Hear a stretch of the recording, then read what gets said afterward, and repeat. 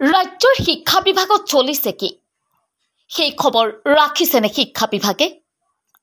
চৰকাৰী বিদ্যালয়ৰ অতিৰিক্ত শ্ৰেণী কোঠা আৰু মধ্যাহ্ন ভোজনৰ নামত ব্যাপক দুৰ্নীতি আৰু অনিয়ম। আৰু এইবাৰ বৰপেটা জিলাৰ মন্ত্ৰী শিক্ষা খণ্ডৰ অন্তৰ্গত ৮৮ নং মৌখোৱা প্ৰাথমিক বিদ্যালয়ত মধ্যাহ্ন ভোজনৰ চাউল বিক্ৰী আৰু আন্তঃগাঁথনিৰ টকা আত্মসাতৰ কৰাৰ গুৰুতৰ অভিযোগ উত্থাপন হৈছে বিদ্যালয় পৰিচালনা কমিটিৰ সভাপতি ৰহিম উদ্দিনৰ বিৰুদ্ধে। বিদ্যালয়খনৰ প্ৰধান শিক্ষক নিৰঞ্জন দাসে ছাত্ৰ ছাত্ৰীক প্ৰত্যেক দিনাই মধ্যাহ্ন ভোজন যোগান ধৰিলে ধমকি দিয়ে বা ভয় ভাবুকি দিয়ে বিদ্যালয়ৰ সভাপতি ৰহিম উদ্দিন আৰু তেওঁৰ সাংগুক পাংগুই। বিদ্যালয়ৰ সভাপতি ৰহিম উদ্দিনে ছাত্ৰ ছাত্ৰীক 4 মাহত কেৱল 18 দিনহে খুৱাবলৈ কয়, কিন্তু সেই কথা বিদ্যালয়ৰ প্ৰধান শিক্ষক নিৰঞ্জন দাসে মানি নললে তেওঁ ধমকি দিয়ে বিদ্যালয়ৰ সভাপতি ৰহিম উদ্দিনে। বিদ্যালয়খনত মধ্যাহ্ন ভোজন 4 মাহত মাত্ৰ 18 দিন খুৱায় যদিও সেই খাদ্যবোৰো অতি নিম্নমানৰ পচি যোৱা কণীৰে খাবলৈ দিয়ে ছাত্ৰ ছাত্ৰীসকলক। স্থানীয় লোকসকলে জনোৱা মতে তেওঁলোকে মধ্যাহ্ন ভোজনৰ চাউল বিক্ৰী কৰি সেই টকাখিনি ভগাই লয় আৰু এনেদৰে বিদ্যালয়ত চলাই আছে লুণ্ঠনৰ ৰাজ। আনকি বিদ্যালয়ৰ অতিৰিক্ত শ্ৰেণী কোঠা নিৰ্মাণৰ ক্ষেত্ৰতো ব্যাপক দুৰ্নীতি সংঘটিত কৰি আহিছে।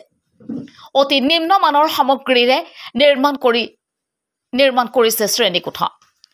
নিজৰ মতালি মতে বিদ্যালয়খন পৰিচালনা কৰি আহিছে সভাপতি ৰহিম উদ্দিনে। আচলতে বৰপেটা চৰ অঞ্চলৰ একাংশ বিদ্যালয়সমূহত কি চলি আছে সেই খবৰ ৰাখিছেনে শিক্ষা বিভাগে? দুৰ্নীতিৰ বিৰুদ্ধে শূন্য সহনশীলতাৰ কথা কোৱা হিমন্ত বিশ্ব শৰ্মাৰ চৰকাৰৰ দিনত একাংশ বিদ্যালয়সমূহত হ'বলৈ ধৰিছে দুৰ্নীতি আৰু অনিয়ম। এতিয়া প্ৰশ্ন হয়, কাৰ ছত্ৰছায়াত এনেধৰণৰ কাম কৰিবলৈ কুণ্ঠাবোধ নকৰে একাংশ বিদ্যালয়ৰ সভাপতিয়ে? আমাৰ এই প্ৰতিবেদন চোৱাৰ পিছত বিভাগীয় কৰ্তৃপক্ষই কি ব্যৱস্থা লয় সেয়া সময়ত হ'ব লক্ষণীয়। নিউজ টেক্স ৰিপৰ্ট, নিউজ 18 অসম। স্কুলৰ নাম ৮৮ নং মৌখোৱা প্ৰাথমিক বিদ্যালয়। কিমানজন ছাত্ৰ ছাত্ৰী আছে আপোনাৰ স্কুলত? বৰ্তমান ১৫০তকৈ কম আছে অলপ। শিক্ষক কেইজন আছে? ৩জন। আৰু প্ৰেচিডেণ্ট আৰু ছেকেণ্ড ছাৰে চক্ৰান্ত কৰি মোক প্ৰধান শিক্ষকৰ পদৰ পৰা বঞ্চিত কৰি আছে। আপোনাক মানে ফচাই আছে? ফচাই আছে। চৰকাৰক আৰু আজি যিজন ছাৰ আহিছিল তেখেতে মোক ফ'ৰ্চ কৰিছে যে আজি নোৱাৰিলে 2-1 দিনৰ ভিতৰত আপুনি ইনচাৰ্জটো বুজাই দিয়ক। মই কৈছোঁ ৰাইজৰ অনুমতি নহ'লে মই ইনচাৰ্জ বুজাই দিম নিদিম।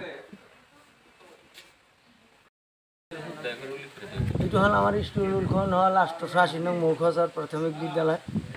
এইখন স্কুলত বহুত দুৰ্নীতি চলি আছে। স্কুলৰ প্ৰধান শিক্ষকৰ নাম? প্ৰধান শিক্ষকজন হ'ল শ্ৰী নিৰঞ্জন দাস। এই স্কুলত মধ্যাহ্ন ভোজনো ঠিকমতো নোখোৱায় আৰু আমাৰ যোনটা ছেকেণ্ড ছাৰ আছে সি মাজে মাজে চিয়াৰ লৈ আনে কি কৰে, সি আৰু সিহঁতৰ এটেণ্ডেঞ্চ বহীত চহী কৰে। চিয়াৰ লোৱাৰ পিছতো আৰু চহী কৰে। এনেকুৱা কীৰ্তিকলাপ চলাই আছে। সিহঁতে ঠিকমতো ল'ৰা ছোৱালীক পাঠদানো নেদায়। সিহঁতে এটা তালত আছে, খালি স্কুলৰ টকা পইচা এই কিছুমান দিন আগত কি ঢুকছিল 12,500 কৰি 50,000 টকা সোমাইছিল।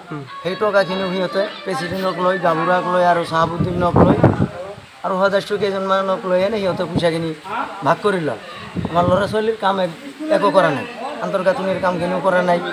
ল'ৰা ছোৱালীক ভালভাৱে নোখোৱায়। 4 মাহৰ ভিতৰত আজি 18 দিন খোৱাল, তথাপিও ডিঙা চিঙাবিলাক পচা ডিঙা যায়, সেইবিলাক খায়ে না। ল'ৰা ছোৱালীৰ পাতলা পায়খানা হৈ যায়, বেমাৰ লাগে।